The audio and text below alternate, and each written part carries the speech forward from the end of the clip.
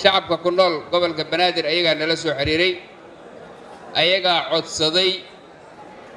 in xafladdan mahadcelintaa la qabto waxaan u sheegay xaalado adag inay jiraan xilkii xaflad lagula wareegay waa qabanay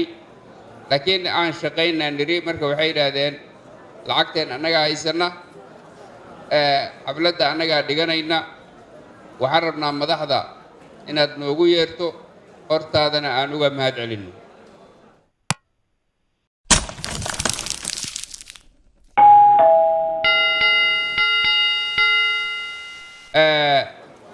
sharaf ayay ii tahay maantay inaan hortiinna soo istaago mudane guddoomiye mudane ra-iisul wasaare anigoo soo gudbinaya shacabka magaaladan muqdisho ku nool ee codkooda anoo ku hadlaya inaan hortiinna soo istaago sharaf ay ii tahay aadna waan ugu faraxsana runtii shacabka ayagaa nala soo xiriiray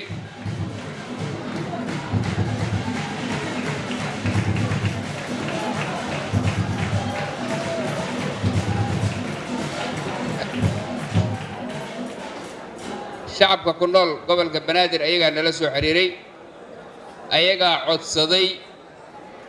in xafladdan mahadcelintaa la qabto waxaan u sheegay xaalado adag inay jiraan xilkii xaflad lagula wareegay waa qabanay laakiin aan shaqaynaa niri marka waxay yidhaahdeen lacagteen annagaa haysana xafladda annagaa dhiganayna waxaan rabnaa madaxda inaad noogu yeerto hortaadana aan uga mahad celinno waxaa kale oo xusuus mudan mahadcelintu kuma saabsanayn keliya magacaabista aniga madaxda ay magacawday waxay ku saabsaneed sida ay dadka halkan fadhiya oo codsigaas ii soo gudbiyey sida ay ii sheegeen dhammaan madaxda la magacaabay 22 Juulaay aniga iyo madaxda ciidamada ah sidaas ayay ku saabsanayd ayagaa fadhiya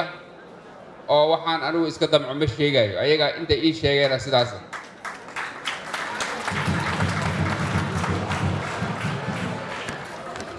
sidaa darteed dadka rabitaankooda iyo xafladdaanu ku timid kuma imaanin maamulka gobolka banaadir rabitaankiisa laakiin waxaa ka go'an maamulka gobolka banaadir rabitaanka shacabkooda inay mar walba ku adeegaan ayaa ka go'an mudane guddoomiye mudane ra-iisul wasaare mudanayaal waxaa naga go'an annagoo kaashanayna shacabka gobolka banaadir iyo madaxdana magacawday iyo kuwana lala magacaabay iyo dhammaan mas-uuliyiinta dowladda inaan magaaladan ka dhigno ayaa naga go'an magaalo bilic leh nadiif ah amni ah insha allahu tacaala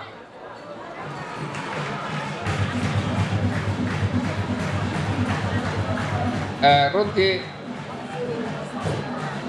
dadka Soomaaliyeed ee magaaladan ku nool waa dad aad iyo aad dulqaad u leh wax badan soo joogay maantay garanaya waxa u roon iyo waxa u daran taas ayaa qayb weyn ka qaadanaysa gacan nagu siinaysa wax badan oo ay tahay in la qabto in la qaban doono taas ayaan gacan nagu siinaysa insha Allah anagoo ka faa'iidaysanayna bisaylkooda iyo waayo aragnimada dadkaanu ay leeyihiin iyo waxyaabihii ay soo mareen ayaan haddii alle idmo hor kici doonaa gaarsiina doonaa magaaladan waxa ay mudan tahay ma raba inaan hadal badan halkan ka jeediyo waxaan rabaa inaan hadaladeyda halkaas ku gunaanado balse waxaan rabaa inaan ka raali geliyo mas-uuliyiinta iyo guud ahaan shacabka ka soo qayb galay munaasabadan dibdhaca iyo jactada la jactaday iyo dhammaan waxyaabaha aan munaasabka ahayn ee maantay